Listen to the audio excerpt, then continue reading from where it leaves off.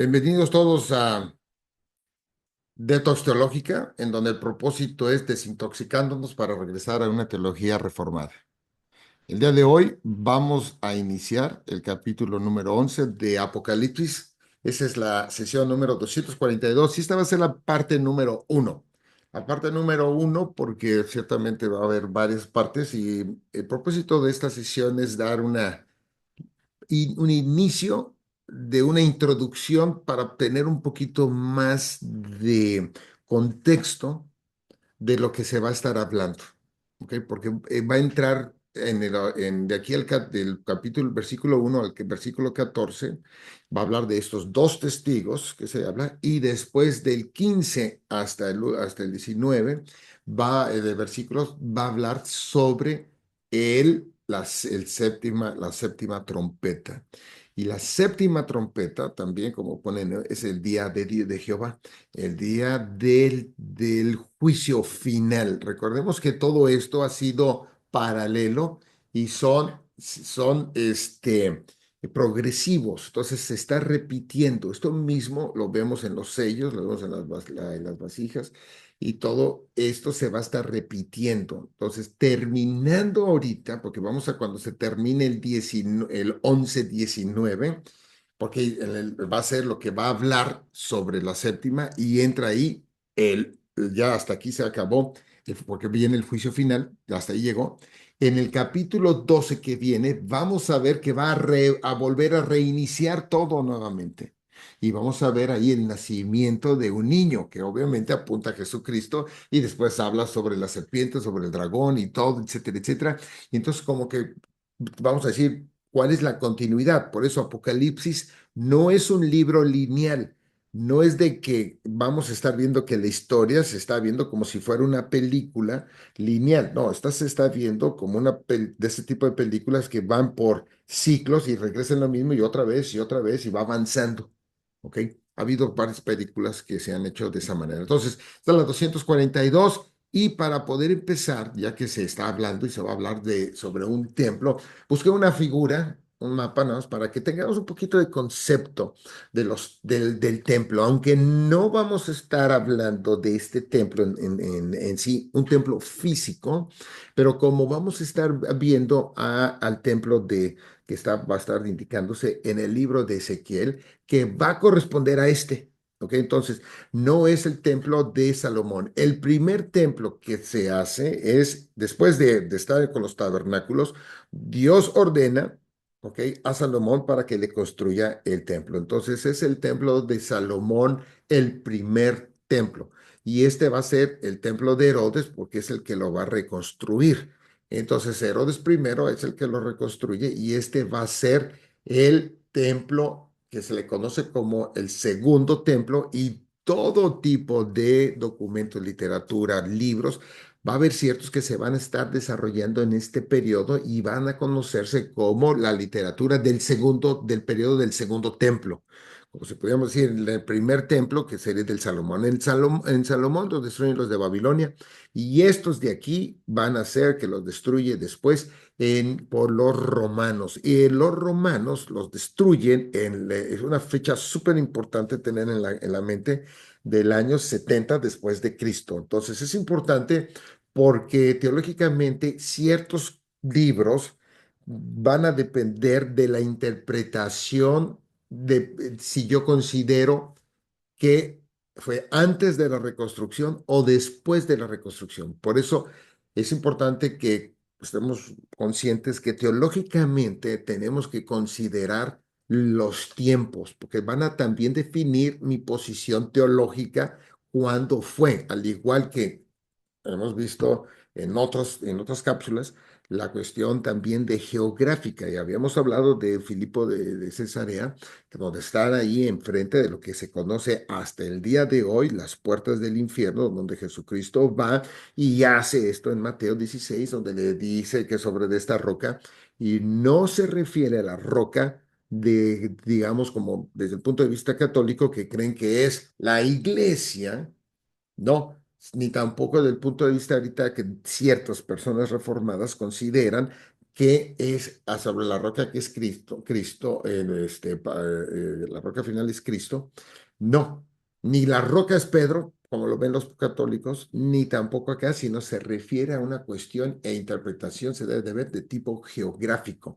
Es por eso que si leemos un poquito más atrás, por ejemplo, en este capítulo de Mateo 16, y nos vamos al 15, y entonces vamos viendo que Jesucristo se los lleva caminando por varios kilómetros al norte de Cesarea de Filipo y se para aquí a las faldas del monte Hebrón.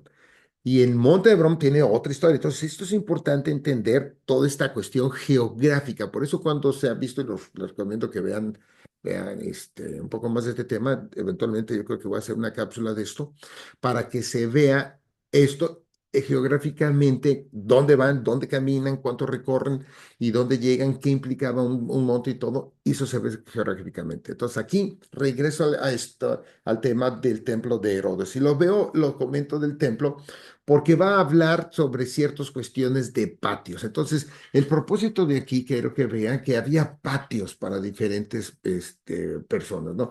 Vemos, por ejemplo, aquí a la derecha, donde dice patio de los gentiles, en esta parte de aquí, patio de los gentiles, sobre la puerta La Hermosa, en este lado, vean las otras de la cuestión de puertas, la pared aquí, el muro, ¿verdad? Este muro, que después cae y quedan de estos últimos muros después, y, por ejemplo, el muro de las lamentaciones, que viene porque hay parte también que estaban aquí desde el de Salomón, porque fue reconstruido y expandido en esto.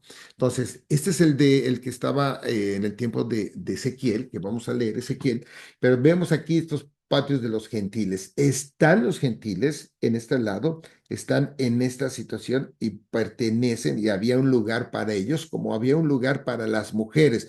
Entonces, las mujeres, sabemos que culturalmente no tenían tampoco el mismo, pues, derecho que tenían los hombres como tal, y los tenían también separadas, ¿no? Entonces, hay de varios tipos de lugares y después entran después a esta parte, estos son estos patios, y aquí ya vienen donde entra el sacerdote, vienen los altares, aquí es también donde matan a los animales que se tienen, y después entran en esta parte donde van entrando del lugar santísimo, el santo y el lugar también santísimo.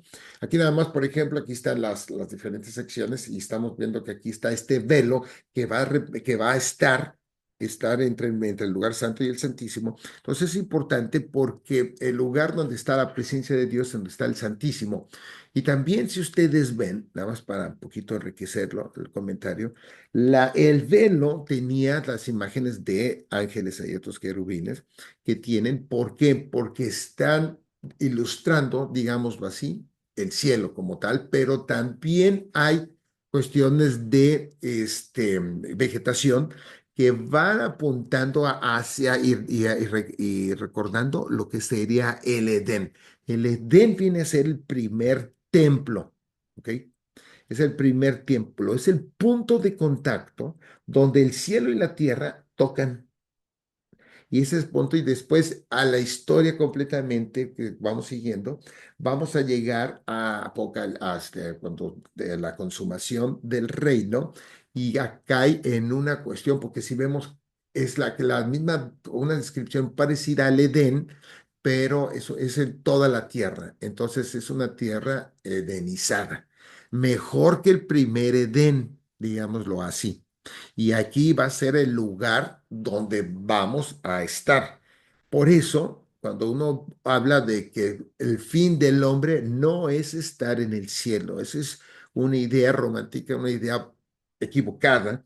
Ciertamente el creyente, mientras que no venga el juicio, muere el creyente y el alma sube y está en el cielo. Pero volverá, y por eso va a venir aquí la resurrección de los muertos, y también viene el juicio. En este caso, que vamos a ver en Apocalipsis 11, es el capítulo del 15 al 19, los versículos, perdón, y vamos a estar viendo que esta va a ser la séptima trompeta. Esta séptima trompeta es, nuevamente les digo, el juicio final. Entonces, vamos a leer para entrar ahorita, quería nada más poder ponerlo en esta cuestión, lo podemos ver, y véanlo con más calma, las diferentes puertas, todo lo demás, Y obviamente está sobre un monte también, ¿no? Todo, el monte es súper importante en cuestión teológica porque es ahí donde el lugar de encuentro, ¿ok? Por eso toda la historia de muchos montes y cada uno son importantes, porque ahí se encuentra con Dios. Entonces, voy a leer ahorita todo el capítulo 11. Entonces, en primer lugar dice entonces, nada más un comentario y lo voy a ver otra vez, pero el entonces, dice entonces, coma. El entonces quiere decir que está relacionado y conectando con el 10. Entonces, para yo entrar y entender el 11, tengo que tener todo lo que hemos estado viendo en los otros capítulos. Ok, no podemos leerlo nada más, me salto en un versículo, sería equivocar.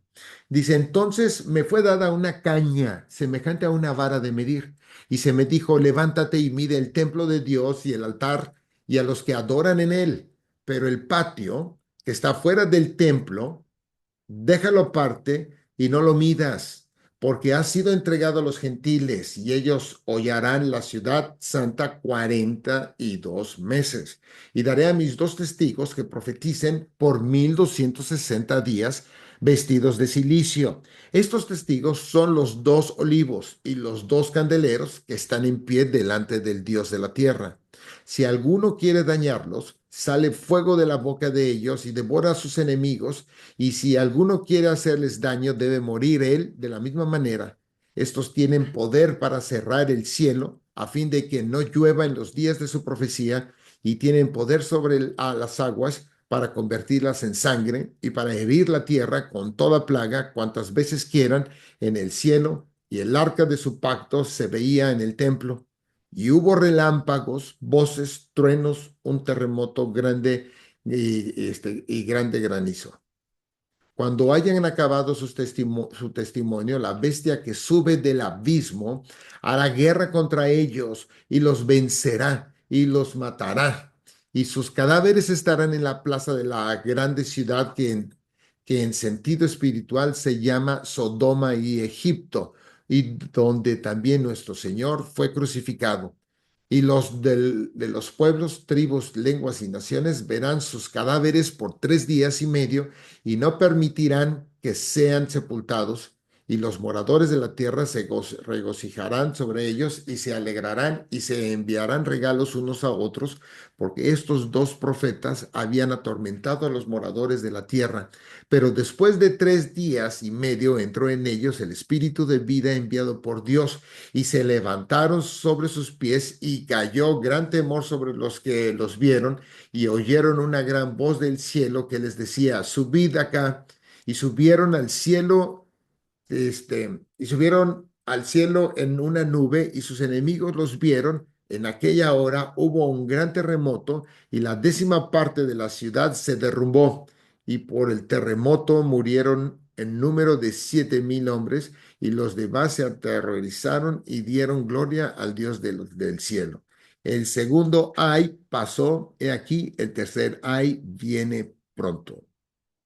Y a esto se da ahora los últimos versículos de la séptima trompeta. El séptimo ángel tocó la trompeta y hubo grandes voces en el cielo que decían, los reinos del mundo han venido a ser de nuestro Señor y de su Cristo, y él reinará por los siglos de los siglos. Y los 24 ancianos que estaban sentados delante de Dios en sus tronos se postraron sobre sus rostros y adoraron a Dios diciendo, te damos gracias, Señor Dios Todopoderoso, el que eres y que eras y que has de venir, porque has tomado tu gran poder y has reinado. Y se airaron las naciones, y tu ira ha venido, y el tiempo de juzgar a los muertos y de dar el galardón a tus siervos, los profetas, a los santos y a los que temen tu nombre, a los pequeños, a los grandes, y de destruir a los que destruyen la tierra. Y el templo de Dios fue abierto. Este es todo el capítulo 11, ¿ok? Y vemos que está básicamente bastante dividido en estas dos comentarios, ¿no? Los dos testigos, que al final de cuentas vamos a decir, bueno, ¿y cuáles son esos dos testigos, no? Y la séptima trompeta. Pero esta séptima trompeta, lo que acabamos de aquí ver, vamos a ver que está en el juicio final. Esto es, de una manera, la descripción del juicio, ¿ok?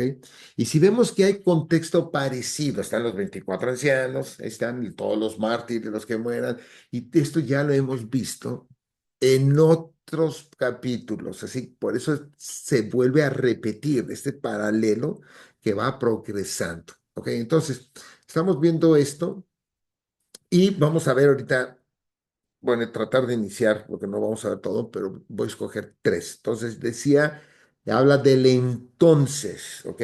El entonces quiere conectar al capítulo de 10, del 10, y dice, y se le fue dada una caña semejante a una vara de medir, y se me dijo, levántate y mide el templo de Dios y el altar y a los que adoran en él.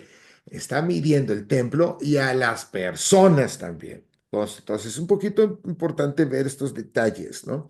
Pero ¿de dónde está sacando Juan todo este tipo de imágenes de lectura? Porque recordemos una cosa, que Juan está escribiendo para un público y el público que está escribiendo, ellos sí pueden porque están totalmente relacionados y familiarizados con toda la cuestión de Antiguo Testamento.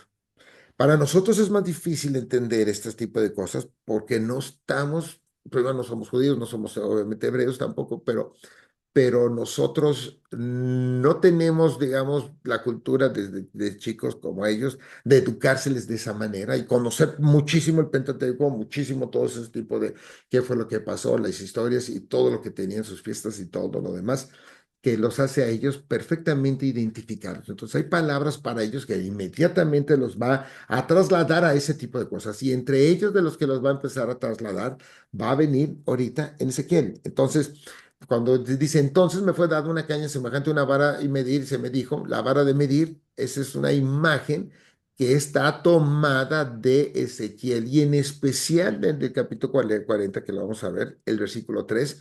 Vamos a leer todo el 40 porque sí es importante no nada más leer un versículo. El 3 dice, me llevó ahí y he aquí un varón cuyo aspecto era como aspecto de bronce.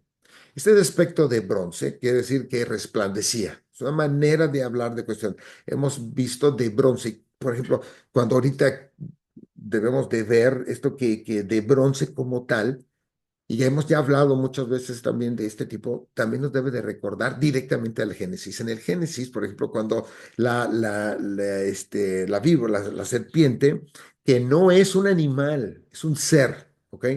Y habla sobre la cuestión de una persona, de un ser que también, en su significado, porque la palabra de serpiente también, si yo lo veo en el en el puro sustantivo, me ves la palabra como animal serpiente, pero si es un adjetivo, es diferente y también si lo veo como es un verbo, es diferente. Y en uno de ellos va a ser el que resplandece.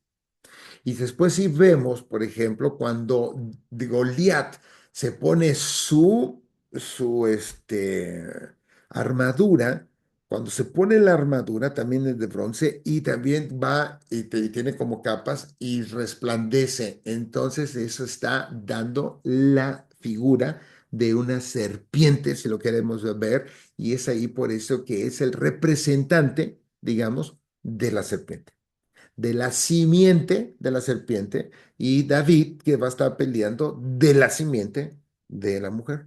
Entonces se va conectando este tipo de relación, pero aquí si lo leo, dice ahí de bronce y tenía un cordel de lino en su mano y una caña de medir. Vean que está el mismo lenguaje. ¿Ok? Y él estaba a la puerta. Esto lo hemos venido realizando con todos los demás capítulos de Apocalipsis, ¿no?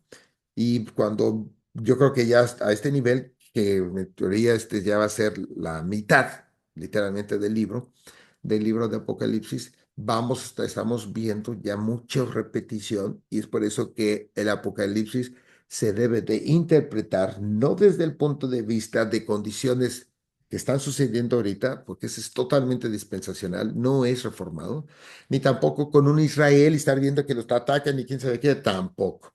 Y ahorita que hablaba del segundo templo, si yo me pongo a buscar, hay gente que está pensando que hay un tercer templo que se va a estar construido. Eso es otro tipo de teología, no corresponde a la que estamos viendo. y tampoco no se va a venir para esa cuestión. Está mal interpretada, ciertamente, desde el punto de reforma. Pero entonces, si yo leo esto nada más, me va a quitar mucho detalle y ahora yo voy a leer a Ezequiel 40 y dice la visión del templo. Eso es todo, es un poquito más largo.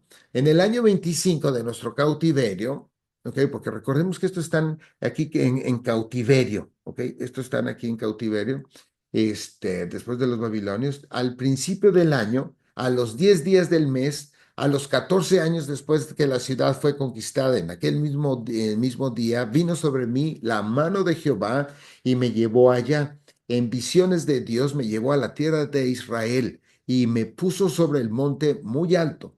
Vean que siempre hablamos muy alto. ¿Por qué? Porque es en el encuentro de Dios ahí, sobre el cual había un edificio parecido a una gran ciudad hacia la parte sur. Me llevó ahí y aquí un varón cuyo aspecto era como un aspecto de bronce, ¿ok? Es un ser celestial y tenía un cordel de lino en su mano y una caña de medir y él estaba a la puerta. Allí me habló aquel varón diciendo, Hijo de hombre, mira con tus ojos y oye con tus oídos y pon tu corazón a todas las cosas que te muestro, porque para que yo te las mostrase, has sido traído aquí. Cuenta todo lo que ves a la casa de Israel y he aquí un muro fuera de la casa y la caña de medir que en aquel varón tenía en la mano eran de 6 codos de a codo y el palmo menor y midió el espesor del muro de una caña y la altura de otra caña. Después vino a la puerta que mira hacia al oriente y subió por sus gradas y midió un poste de la puerta de una caña de ancho y el otro poste de otra caña de ancho y cada cámara tenía una caña de largo y una caña de ancho y entre las cámaras había 5 codos de ancho y cada poste de la puerta junto a la entrada de la puerta por dentro una caña. Midió asimismo la entrada de la puerta por dentro una caña. Midió luego la entrada del portal de 8 codos y sus postes de 2 codos, y la puerta del portal estaba por el lado de adentro. Y la puerta oriental tenía 3 cámaras a cada lado, las tres de una medida, también de una medida los portales a cada lado. Midió el ancho de la entrada de la puerta 10 codos y la longitud del portal de 13 codos. Ok, después, el espacio delante de las cámaras era de un codo a un lado y del otro codo al otro lado, y cada cámara tenía 6 codos por un lado y 6 codos por el otro. Midió la puerta desde el techo de una cámara hasta el techo de la otra, 25 codos de ancho, puerta con puerta. Y midió los postes de 60 codos, cada poste del atrio y del portal, todo en el derredor, y desde el frente de la puerta de la entrada hasta el frente de la entrada de la puerta interior, 50 codos. Y había ventanas estrechas en las cámaras y en sus portales por dentro de la puerta alrededor y asimismo de los corredores, en los corredores. Y las ventanas estaban alrededor por dentro y en cada poste había palmeras. Me llevó luego al atrio exterior y he aquí había cámaras y estaba enlosado todo un derredor. 30 cámaras había alrededor en aquel atrio. El enlosado a los lados de las puertas en proporción a la longitud de los portales era el enlosado más bajo y midió la anchura desde el frente de la puerta de abajo hasta el frente del atrio interior por puerta de 100 codos hacia el oriente y el norte. Y de la puerta que estaba hacia el norte, en el atrio exterior, midió su longitud y su anchura. Sus cámaras eran 3 de un lado y 3 del otro, y sus postes y sus arcos eran como la medida de la puerta primera, 50 codos de longitud y 25 de ancho, y sus ventanas y sus arcos y sus palmeras eran conforme a la medida de la puerta que estaba hacia el oriente, y se subía a ella por 7 gradas, y delante de ellas estaban sus arcos. La puerta del atrio interior estaba enfrente de la puerta hacia el norte y hacia el oriente, y midió la de puerta a puerta 100 codos. Me llevó después hacia el sur y he aquí una puerta hacia el sur y midió sus portales y sus arcos conforme a estas medidas, y tenía sus ventanas y sus arcos alrededor como las otras ventanas. La longitud eran de 50 codos y el ancho de 25 codos. Sus gradas eran de 7 peldaños con sus arcos delante de ellas, y tenía palmeras, una de un lado y otra de otro lado en sus postes. Había también puertas hacia el sur del atrio interior y midió de puerta a puerta hacia el sur 100 codos. Me llevó después en el atrio de adentro a la puerta del sur y midió la puerta del sur conforme a estas medidas. Sus cámaras y sus postes y sus arcos eran conforme a estas medidas y tenía sus ventanas y sus arcos alrededor. La longitud era de 50 codos y 25 codos el ancho. Los arcos alrededor eran de 25 codos de largo y 5 codos de ancho, y sus arcos caían afuera del al atrio con palmeras en sus postes, y sus gradas eran de 8 peldaños.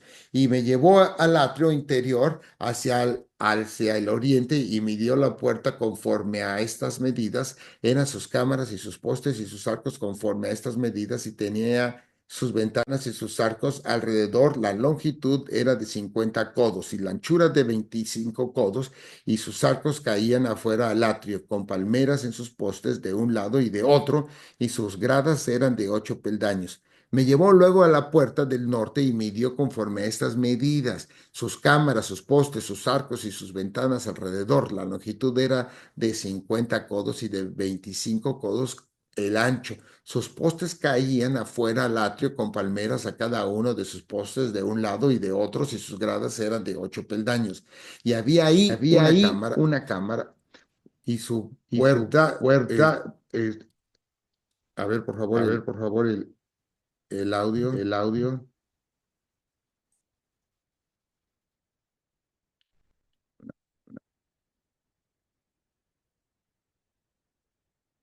Ahí está. Sus cámaras, y había ahí una cámara y su puerta compuesta de portales. Ahí lavarán el holocausto. Y a la entrada de la puerta había dos mesas a un lado y otras dos al otro, para degollar sobre ellas el holocausto y la expiación y el sacrificio por el pecado a un lado. Por fuera de las gradas, a la entrada de la puerta del norte, había dos mesas, y al otro lado, que estaba a la entrada de la puerta, dos mesas, cuatro mesas a un lado y cuatro mesas al otro lado junto a la puerta, ocho mesas sobre las cuales degollarán las víctimas. Las cuatro mesas para el holocausto eran de piedra labrada de un codo y medio de longitud y codo y medio de ancho, y de un codo de altura. Sobre estas pondrán los utensilios con que degollarán el holocausto y el sacrificio. Y adentro ganchos de un palmo menor dispuestos en derredor y sobre las mesas de la carne de las víctimas. Y fuera de la puerta interior, en el atrio de adentro, que estaba al lado de la puerta del norte, estaban las cámaras de los cantores, los cuales miraban hacia el sur. Una estaba al lado de la puerta del oriente, que miraban hacia el norte, y me dijo: esta cámara que mira hacia el sur es de los sacerdotes que hacen la guardia del templo, y la cámara que mira hacia el norte es de los sacerdotes que hacen la guardia del altar.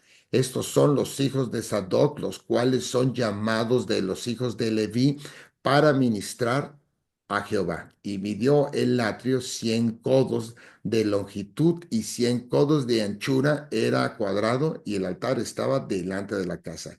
Por últimos versículos: y me llevó al pórtico del templo, y midió cada poste del pórtico 5 codos de un lado y 5 codos de otro, y la anchura de la puerta 3 codos de un lado y 3 codos de otro. La longitud del pórtico 20 codos y el ancho 11 codos, al cual subían por gradas, y habían columnas junto a los postes, una de un lado y otra de otro.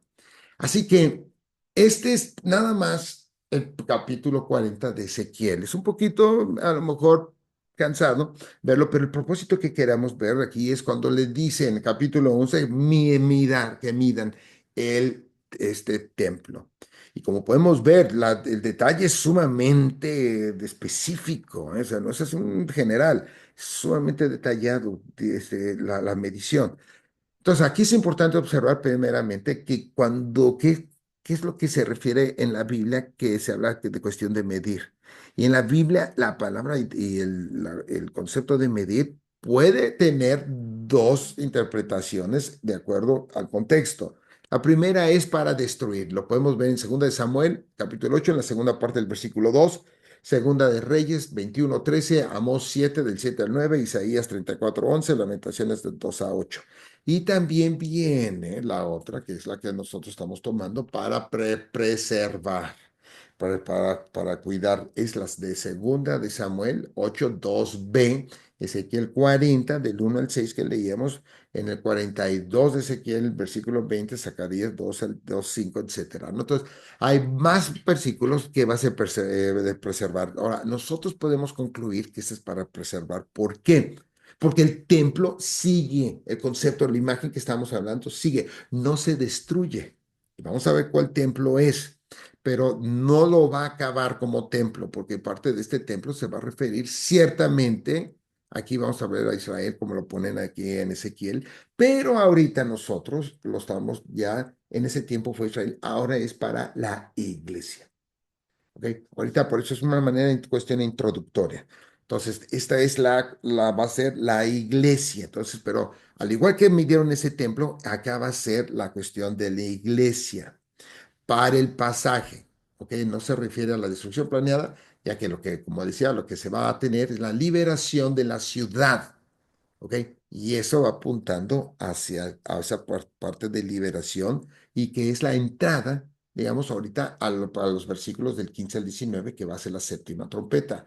En Apocalipsis 20, Dios elimina a sus enemigos aquí antes de que destruyan a Jerusalén. Eso lo vamos viendo ahí. Por eso lo que va viendo en esta cuestión de Jerusalén, que apunta a la iglesia, vemos que